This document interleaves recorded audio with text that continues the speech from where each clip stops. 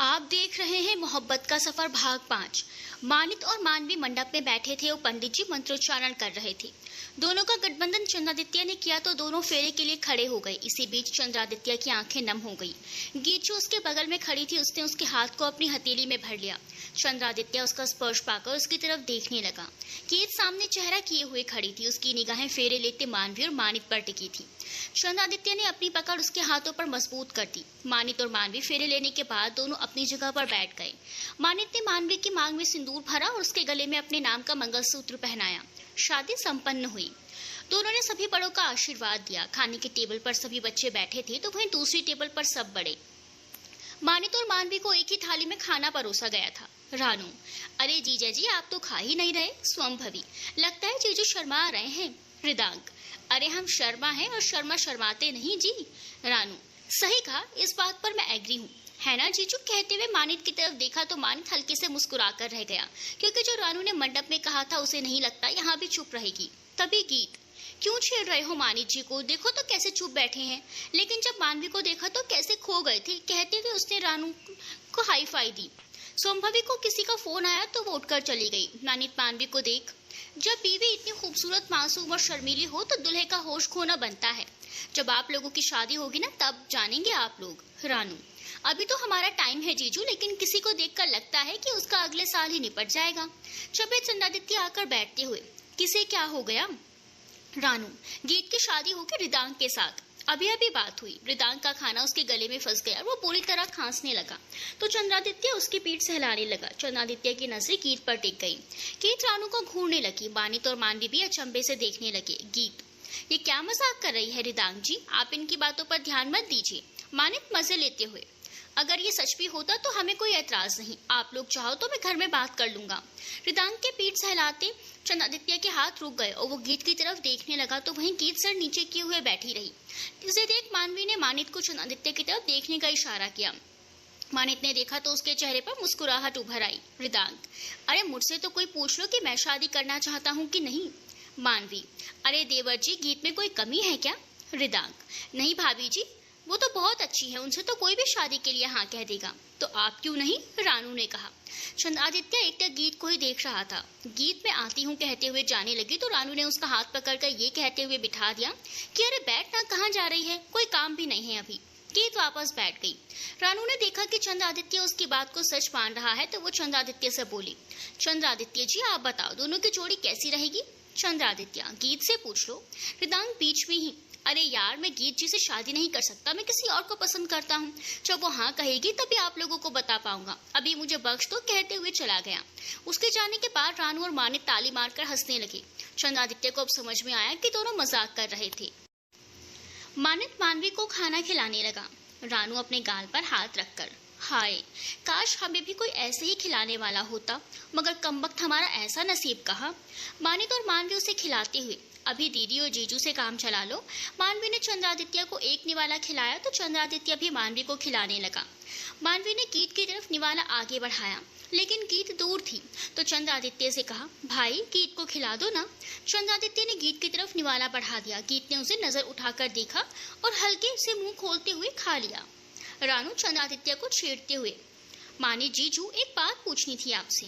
मानित, जी कहिए, आपको मिश्री नाम कैसा लगा। अब चंद्रादित्य की बारी थी ठसका लगने की। गीत के हाथ उसके पीठ पर चले गए। वो जल्दी से पानी का ग्लास उसके मुंह से लगाती हुई बोली, आप ठीक हैं। जब चंद्रादित्य ने सबको अपनी तरफ देखते हुए पाया तो हल्के से गला साफ करता हुआ सिर हिला दिया। गीत जल्दबाजी में वहां से जाते हुए, मैं खाना लेकर आती हूँ। रानू मुंह दबाकर हंस पड़ी, फिर सामान्य होकर अनजान बनते हुए बोले, चंद्रादित्य जी आप ठीक हैं। जी मैं ठीक हूँ। मानित जीजू आपको पता है ये नाम ना मुझे बड़ा पसंद आया, मिश्री। हाय, नाम में ही कितनी मिठास है। वैसे आपको नहीं लगता कि सिंह और मिश्री में कोई ज्यादा अंतर नहीं है। चंद्रादित्य ने अब वहां से निकलने में ही भलाई समझी। अगर थोड़ी देर और रुका तो रानू के सवाल से बच नहीं पाएगा। मेरा हो गया, मैं आता हूँ, कहते हुए उठकर चला गया। उसके जाने के बाद रानू ठहाका मारकर हंसने लगी। उसके साथ मानित और मानवी भी हंसने लगे। मानित, रानू तुमसे बचकर रहना पड़ेगा, तुम यार सबकी पोल पट्टी खोल देती हो। मानवी, पर कुछ भी कहो, आज पहली बार भाई को ऐसी सिचुएशन में देखा है। रानू, यही तो रानू का स्टाइल है जीजा जी, रेनू का गर्ल किसी से डरती नहीं। कहते हुए रानू ने कॉलर उठाने वाली एक्टिंग की। गीत, अच्छा रेणुका जी, तो आप वाकई में किसी से नहीं डरती, लेकिन हमारी तरफ देखिए तो सही। गीत ने कहा तो रानू उसकी तरफ पलट गई और गीत के मुंह में गुलाब जामुन डालते हुए बोली, क्या हुआ यार, इधर आओ ना, वहाँ क्यों खड़ी हो। गीत आंखों में शरारत भरी मुस्कुराहट लिए सामने से हट गई तो रानू का मुंह खुला का खुला रह गया।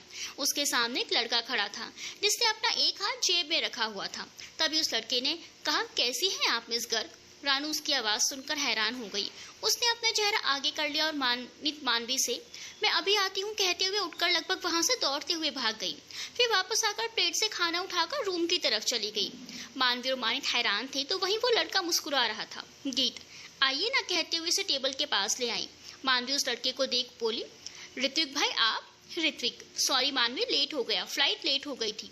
मैंने सोचा था शादी के टाइम पहुंच जाऊंगा लेकिन मैं कुछ ज्यादा ही लेट हो गया। गीत, आप दोनों जानते हैं एक दूसरे को। मानवी, हाँ ऋत्विक भाई यहीं रहते थे, जब से इनकी नौकरी लगी है दिल्ली में तब से जैसे भूल गए हैं।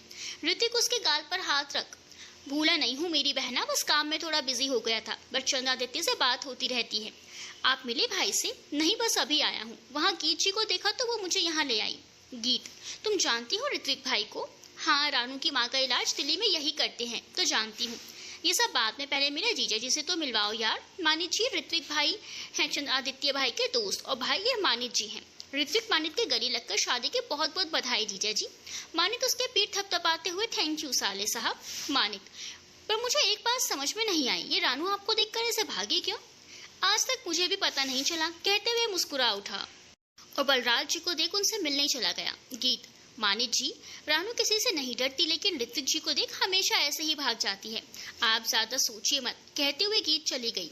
जब गीत की नजर चंद्रादित्य पर पड़ी तो वो उसे ही देख रहा था। उसने गीत को आने का इशारा किया तो वो उसकी तरफ बढ़ गई। मानवी से मिलने उसके कुछ कॉलेज के फ्रेंड्स आए तो मानवी मानित संग उनसे बात करने लगी। चंद्रादित्य पिलर के साइड में खड़ा गीत उसके पास आती हुई बोली, क्या हुआ, आपने क्यों बुलाया? चंद्रादित्य ने उसका हाथ पकड़कर हल्के से अपनी तरफ खींचा जिससे कोई देख ना पाए और कहा, मुझे भूख लगी है। गीत, आपने इसीलिए बुलाया था, वहाँ टेबल पर बैठे थे तो खाए क्यों नहीं? गीत ने शिकायती अंदाज में कहा। चंद्रादित्य, तुम्हारे दोस्त खाने देगी तब ना खाऊंगा, ऐसे ऐसे सवाल करती है कि खाते वक्त वहाँ बैठना मुश्किल हो गया था। गीत, उसकी बातों का बुरा मत मानिए, वो झल्ली ऐसी ही है। चंद्रादित्य ने फिर से गीत को अपनी तरफ खींचा जिससे गीत उसके सीने से जा लगी। चंद्रादित्य गीत के बालों को चेहरे से साइड करते हुए, उसकी बातों का बुरा नहीं लगता। गीत उसे देखते हुए, क्यों? चंद्रादित्य, साली होती ही आधी घरवाली है और उनकी बातों का क्या बुरा मानना। गीत उसके सीने पर मारती हुई, आप ना।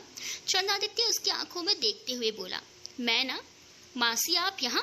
गीत ने कहा तो चंद्रादित्य उससे झट से अलग हो गया। गीत हंसते हुए चंद्रादित्य से दूर होकर बोली, आप ना बुद्धू हैं, कहते हुए वहां से भाग गई। चंद्रादित्य सर पर हाथ रख मुस्कुरा उठा और ऋत्विक को देख उसकी तरफ बढ़ गया। ऋत्विक बलराज जी से मिलकर आने के बाद एक और खड़े पानी पी रहा था। तभी उसके पीठ पर एक मुक्का पड़ा और उसे झटका लगा, उसके मुंह से पानी बाहर निकल गया। चंद्रादित्य ने एक और घूसा उसके पेट पर मार दिया तो ऋत्विक हंसते हुए उसके गले लग गया। चंद्रादित्य उससे दूर हटते हुए, छोड़ मुझे यार, इतने सालों के बाद मिल रहा हूँ और तू है कि मिलते ही बरस पड़ा। चंद्रादित्य अपनी एक आईब्रो उठाते हुए, बड़ी जल्दी आ गया तुम यार, फ्लाइट लेट हो गई थी इसीलिए देर हो गई। अच्छा सॉरी, अब तो मुस्कुरा दे, ऋत्विक ने उसकी ठुड्डी पकड़कर अपनी तरफ करते हुए कहा तो चंद्रादित्य भी हंसने लगा। चंद्रादित्य, चल माफ किया, घर में सब कैसे हैं? सब मजे में हैं। ऋतिका तुझे याद कर रही थी, आने का उसका भी मन था लेकिन उसका एग्जाम था तो आ नहीं पाई। कोई ना, उससे फोन पर बात कर लूंगा। तूने कुछ खाया? खाना तो खा लिया लेकिन पानी तूने पीने नहीं दिया। एक बार फिर दोनों हंसने लगे। तभी डॉक्टर बजाज डॉक्टर अजय के साथ उनके पास आते हुए बोले, डॉक्टर चंद्रादित्य तुमने बढ़िया इंतजाम किया है, अब हम चलते हैं। थैंक यू सर यहाँ आने के लिए। अरे भाई, मानवी हमारी भी बेटी जैसी है, डॉक्टर बजाज ने हंसते हुए कहा। चंद्रादित्य मुस्कुराते हुए, थोड़ी देर और रुक जाइए। डॉक्टर बजाज उसके कंधे पर हाथ रखकर, अब जब तुम्हारी शादी होगी तभी रुकेंगे, कहते हुए हंस पड़े।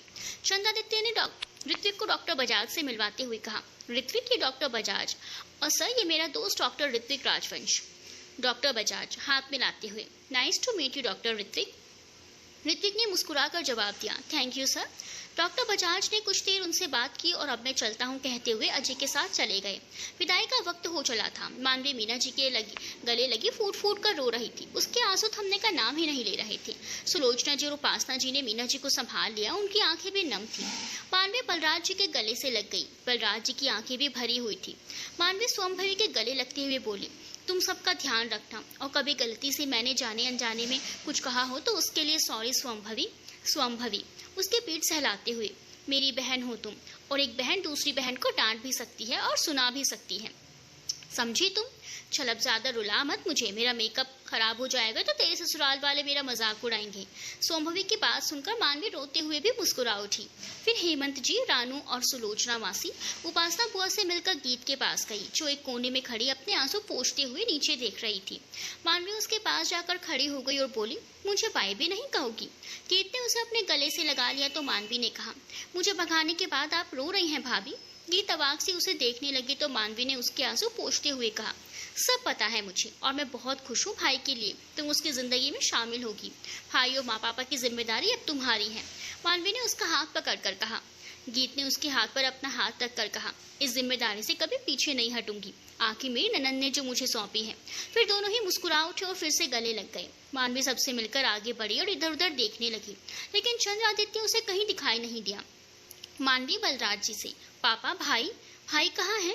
बलराज जी ने गीत की तरफ देखा तो वो अंदर चली गई। मानवी ऋत्विक के गले लगते हुए बोली, भाई मुझे लगता है आपको देखकर किसी की आवाज गले में अटक जाती है। ऋत्विक ने उसे असमझ से देखा तो मानवी रानू की तरफ देख मुस्कुरा उठी। ऋत्विक, अपना ख्याल रखना और जब भी जरूरत हो तो हम सब हैं। कहते हुए मानवी एक बार फिर उसके गले लग गई तो ऋत्विक ने मानित को भी अपनी बाहों में भर लिया। चंद्रादित्य बिस्तर के कोने पर जमीन में बैठा था। उसके हाथ में एक एल्बम था जिसमें उसकी और मानवी की तस्वीरें थी।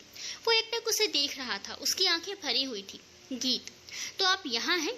सब लोग आपको नीचे ढूंढ रहे हैं और आप यहाँ हैं। गीत की बातें उसके गले में ही अटक गई जब उसने चंद्रादित्य की आंखों में आंसू देखे। चंद्रादित्य ने उसकी आवाज सुनी तो अपने आंसू पोंछते हुए दूसरी तरफ देखने लगा। गीत उसके कंधे पर हाथ रखकर बोली, मानवी आपका इंतजार कर रही है, चलिए। चंद्रादित्य ने कुछ नहीं कहा तो गीत ने उसका हाथ पकड़ लिया और कहा, आपकी बहन अपनी नई जिंदगी की शुरुआत करने जा रही है, इस वक्त आपको उसके साथ होना चाहिए। कहते हुए वो अपने घुटने के बल उसके सामने बैठ गई और उसका चेहरा हाथों में भरकर अपनी तरफ करते हुए उसके आंसू पोंछकर बोली, मैं ये तो नहीं जानती आपको इस वक्त कैसा महसूस हो रहा है अपनी नन्ही सी गुड़िया को दूर जाते देख, लेकिन आप ही ऐसे कमजोर पड़ जाएंगे तो हम सबको कौन संभालेगा? चंद्रादित्य ने उसे खींचकर अपने सीने से लगा लिया और रो पड़ा। गीत उसके बालों में हाथ घुमाते हुए उसे संभालती रही। फिर चंद्रादित्य बिना कुछ बोले उठकर बाहर चला गया। गीत ने आज पहली बार उसे रोते हुए देखा तो उसके सीने में कसाव सा महसूस हुआ और वो भी उसके पीछे आ गई। चंद्रादित्य अपनी आंखें साफ करते हुए आया और मानवी को देख बोला, मोटी कितना रोती है, देख पापा के कपड़े खराब कर दिए तूने, इस शहर से दूसरे शहर ही तो जाना है, उसके लिए इतना क्यों रो रही है? मानवी उसके गले से लग गई तो चंद्रादित्य ने उस पर अपनी बाहें कस दी। मानवी, हाँ तो अब आपके कपड़े भी खराब करूंगी और मैं दूसरे शहर जा रही हूँ तो आप क्यों रो रहे हैं? चंद्रादित्य ने उसके माथे को चूम लिया और उसके रुके आंसुओं बह निकले। भाई तो आखिर भाई होता है, कितना भी खुद को संभाले, लेकिन अपनी बहन को किसी और के हाथों सौंपते वक्त कमजोर पड़ ही जाता है। उसने मानवी का हाथ मानित के हाथों में रखते हुए कहा, हमारी जिंदगी की कोहिनूर आपको सौंप रहे हैं, इसका ध्यान रखना, कभी कुछ गलती हो जाए तो उसे समझाकर उसे सही राह दिखाना। कहते हुए चंद्रादित्य ने अपना हाथ जोड़ लिया, जिसे पकड़ते हुए मानित उसके गले लग गया। मानित के पिताजी ने बलराज जी का हाथ मजबूती से पकड़ते हुए कहा, बहू नहीं बेटी लेकर जा रहे हैं, आप चिंता मत कीजिए। मानवी हमारी बेटी है जो बहू के रूप में मिली है, जो अब हमारे सुने आंगन को अपनी चंचलता और प्यार से भर देगी। मानित की माँ ने भी मीना जी को गले लगाकर समझाया। चंद्रादित्य ने रिदांग को भी गले लगाकर मानवी का ध्यान रखने को कहा तो उसने भी हामी भरी और सबने मानवी को मुस्कुराते हुए विदा किया और बढ़ चले नए सफर में। शर्मा सदन। गाड़ी आकर शर्मा सदन के सामने रुकी। मानित ने बाहर निकलकर मानवी का हाथ पकड़कर बाहर निकाला और उसका हाथ थामे घर के दहलीज पर आकर रुक गया। मानवी ने घूंघट कर रखा था। मानित की माँ देवयानी जी आरती की थाल लेकर आई और दोनों की आरती कर मानवी से बोली, मानवी बेटा अपने दाएं पैर से इस लोटे को गिराकर दहलीज को पार करो। मानवी ने अपने पैर से चावल के भरे कलश को घर के अंदर ढकेल कर अंदर कदम रखा तो मानित भी उसके साथ अंदर आया। सामने बड़ी सी थाल पर आरती और माहौर से बना घोल रखा हुआ था। देवयानी जी ने कहा, बेटा अब इस थाल पर अपने पैरों को रखो और 7 कदम चलो। मानवी ने वैसा ही किया तो मानित ने भी उसके पीछे थाल पर अपना पैर रख लिया। राजीव जी, तुम क्यों अपना पैर इसमें रख रहे हो, ये तो लड़कियों के लिए है। मानित, पापा मैं भी अपनी पत्नी के हर कदम पर साथ खड़ा रहूंगा ना, इसलिए। सब उसकी इस बात पर हंस पड़े। मानित के घर आए सभी रिश्तेदारों ने मिलकर बाकी की रस्में कराई। फिर सब चाय पानी पीने चले गए। मानवी थक गई थी रस्में करते हुए, इसीलिए राजीव जी ने बाकी की बची रस्में सुबह करने के लिए कहकर सबको आराम करने के लिए भेज दिया। मानित का कमरा। मानवी बेड पर बैठी थी, तभी मानित कमरे में आया और दरवाजा बंद करके उसके पास आते हुए कहा, तुम सोई नहीं अभी तक? मुझे लगा तुम सो गई होंगी। मानवी सर पर घूंघट किए हुए खामोश बैठी थी। उसने कुछ नहीं कहा। ये तुम सर पर घूंघट डालकर क्यों बैठी हो? एलर्जी हुई है क्या फेस में? मानवी अपने मन में, ये मानी जी इतने नॉर्मल तरीके से बात कर रहे हैं जैसे कुछ बदला ही नहीं। वो माँ ने कहा कि जब आप आए तो सर पर, इतना कहकर मानवी फिर चुप हो गई। मानित मुस्कुराते हुए उसके सामने बैठा और सर से घूंघट हटाकर बोला, देखो मानवी, तुम अब मेरी पत्नी हो, इसका ये मतलब तो नहीं ना कि तुम मुझे पहले से जानती नहीं हो। हमने साथ में कितने वक्त गुजारा है, जब से तुम्हारे घर पापा रिश्ता लेकर गए थे तब से। ये सब आप अभी क्यों? मैं बस इतना कहना चाहता हूँ कि जैसे तुम उस घर में रहती थी वैसे ही इस घर में रहो। मानवी चुपचाप मानित की सारी बातें सुनती रही। मानित, अगर तुम नहीं चाहोगी कि हमारा रिश्ता आगे बढ़े तब तक मैं तुम्हारे करीब नहीं आऊंगा। मैं तुम्हारे हर फैसले में तुम्हारे साथ हूँ। वो मानवी का माथा चूमने उठा तो मानवी ने कहा, मानित जी। मानित पीछे मुड़ा तो, मानवी आपका फोन मिलेगा? मेरा फोन घर में ही छूट गया है, एक शर्त पर, मानित ने कहा। मानवी उसे देखने लगी तो उसने आगे कहा, यार पति हूँ तुम्हारा, या तो मानित कहो या सुनिए जी। मानवी ने शर्माकर हाँ में सर हिला दिया। मानित अपना फोन उसकी तरफ बढ़ाकर जाने लगा तो मानवी ने उसका हाथ पकड़ लिया और फोन लगाने लगी। सामने से किसी की आवाज आई तो मानवी मानित को देखते हुए बोली, आपने मेरे लिए जो फैसला लिया था वो बहुत अनमोल है। आपकी चॉइस मेरे लिए हमेशा सही रहती है। थैंक यू सो मच भाई। चंद्रादित्य, तुम ठीक हो? मानवी, हाँ। आप लोग? चंद्रादित्य, हम भी सब ठीक है, अपना ख्याल रखना। ठीक है भाई, मैं आपसे कल बात करती हूँ, कहते हुए मानवी ने फोन काट दिया। फिर मानित से कहा, कहाँ जा रहे हैं आप? मानित सोफे की तरफ इशारा करते हुए, सोने। मानवी, कल हमारे रूम में ये सोफा मुझे नहीं चाहिए। मानित हैरानी से उसको देखने लगा, क्या मतलब? मैं कहाँ सोऊंगा? बाहर सोऊंगा तो मम्मी पापा सवाल करेंगे। मानवी ने दोनों हाथों से चेहरा छुपाते हुए कहा, सासू माँ ने कहा था कमरे में आने से पहले कि। मानित उसे गहरी नजरों से देखते हुए, कि मानवी, उन्होंने कहा कि अगले साल उन्हें खिलौना चाहिए तो मैंने हाँ कह दिया। मानित, ये माँ भी ना, उन्हें इस उम्र में खिलौना चाहिए? अगर चाहिए था तो मुझसे मांग लेती, अभी जाकर कहता हूँ क्या चाहिए। मानित दरवाजे की तरफ बढ़ते हुए बोला, मानित जी आप चाहिए मत। क्यों? अरे मैं हमारे बच्चे की बात कर रही हूँ, एक आप है कि कुछ समझते नहीं। कहते हुए मानवी ने अपना मुंह घुमा लिया। मानित उसे देखते हुए, यही तो मैं तुम्हारे मुंह से सुनना चाहता था जो तुम बोलने के लिए शर्मा रही थी। मानवी अब कुछ नहीं बोली तो मानित उसके माथे पर किस करते हुए, ये बात तुम सीधे भी कह सकती थी कि मैं रिश्ता आगे बढ़ाने के लिए तैयार हूँ। मानवी तो बंद आंखें किए मानित के एहसास को जी रही थी। मानित ने उसे गले से लगा लिया, फिर उसके होंठों पर अपना होंठ रख दिया। दोनों अपने खूबसूरत सफर में आगे बढ़ने के लिए तैयार हो गए थे। वो अपनी जिंदगी के खूबसूरत पल को एंजॉय करने लगे। सिंह हाउस। सब मेहमान खा पी कर चले गए थे। ऋत्विक को किसी से मिलने बाहर जाना था, इसीलिए वो कहीं और गया हुआ था। जो बचे थे किसी का भी कुछ खाने पीने का मन नहीं था, लेकिन तीनों लड़कियों ने सबको संभाल लिया और सबको थोड़ा सा खिलाकर सोने भेज दिया। उपासना बुआ किचन में सोमभवी को खाने की प्लेट देते हुए बोली, ये अच्छा मौका है चंद्रादित्य के दिल में अपने लिए जगह बनाने का। इससे सुनहरा मौका हमें नहीं मिलेगा। जाओ इसे लेकर। वो मानवी की विदाई के बाद से अपने कमरे में बैठा है। उसे अपना सहारा दो और उसे अपने प्यार में पागल कर दो।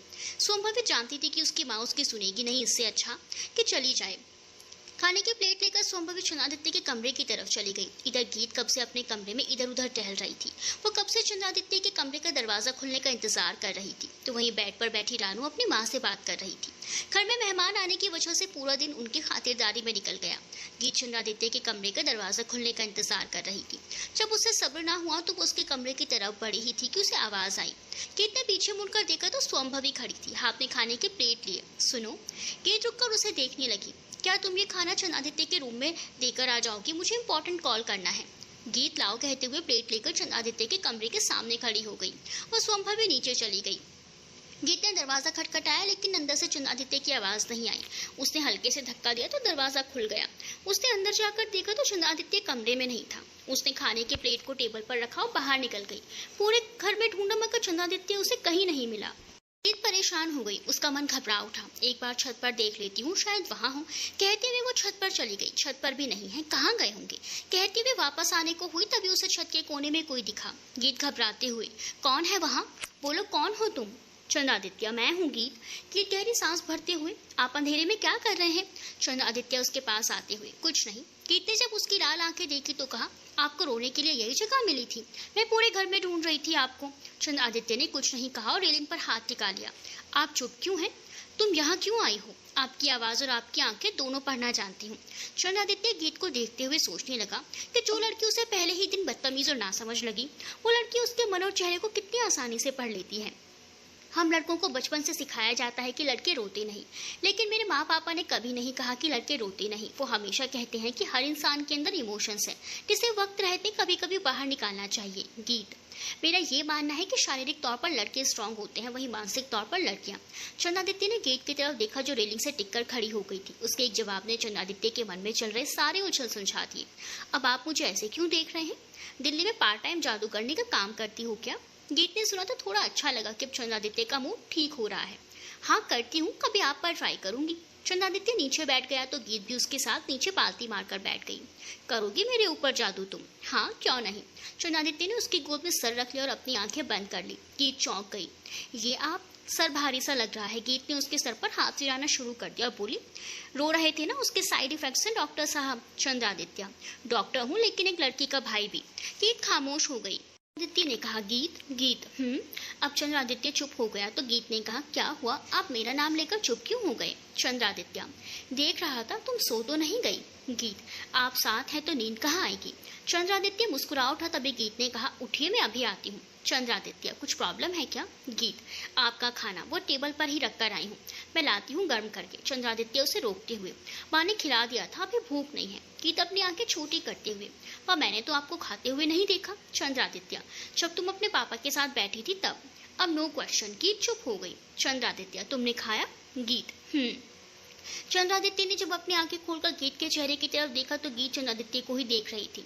दोनों की आंखें मिली और गीत एकटक चंद्रादित्य की आंखों में देखने लगी। वो धीरे से झुके चंद्रादित्य के माथे पर हौले से अपने होंठ रख दिए। चंद्रादित्य की आंखें बंद हो गई। चंद्रादित्य ने आंखें खोलकर जब अपनी मदहोशी भरी नजरों से उसे देखा तो गीत ने अपना चेहरा फेर लिया। चंद्रादित्य पलटकर गीत के पेट पर चेहरा छुपाकर लेट गया। गीत के शरीर में अलग से झुरमुरी उठ गई। उसकी पलकें मूंद गई और उसके हाथ चंद्रादित्य के कंधे पर कस गए। आई लव यू गीत।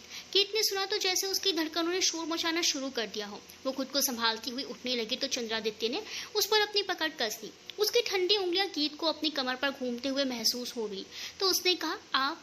चंद्रादित्य मदहोश सा बोला। गीत के मुंह से मुश्किल से कुछ शब्द निकले और नीचे चलिए ना, मुझे ठंड लग रही है। चंद्रादित्य ने उठकर उसे अपनी बाहों में समेटते हुए अपनी गोद में बिठा लिया। गीत बस उसे ताकती रही तो उसने गीत के गालों पर किस करते हुए पूछा, क्या तुम्हें अभी भी ठंड लग रही है? गीत ने नाम में सर हिला दिया।